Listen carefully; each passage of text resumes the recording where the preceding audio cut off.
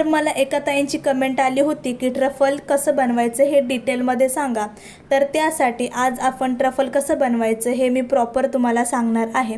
तर आज मी इथे 2 किलो केकच्या हिशोबाने ट्रफल रेडी करणार आहे। ट्रफलसाठी दोनच गोष्टी इम्पॉर्टंट असतात, एक म्हणजे डार्क कंपाऊंड आणि दुसरं म्हणजे व्हिपिंग क्रीम। तर इथे तुम्ही बघू शकता मी डार्क कंपाऊंड चॉप करून घेत आहे।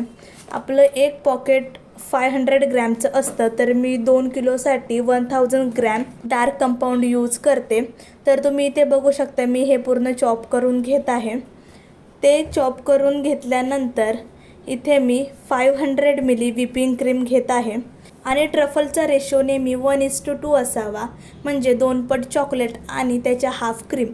आता आपण इथे व्हिपिंग क्रीम बॉईल करून घेणार आहोत।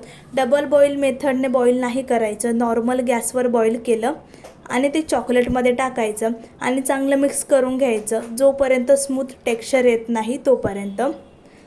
जर तुम्हाला जाणून घ्यायचं असेल की हाफ केजी केकसाठी किती ट्रफलचा यूज करावा आणि 1 केजी केकसाठी किती करावा आणि आतून फक्त ट्रफल असतो आणि बाहेरून क्रीम असेल, अशा केकसाठी किती ट्रफल यूज करावा, तर मला कमेंट करा, मग आपण यावर सुद्धा व्हिडिओ आणूया।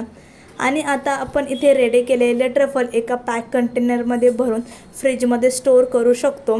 जेव्हा पाहिजे तेव्हा 10 ते 15 मिनिटं आधी बाहेर काढा आणि यूज करा।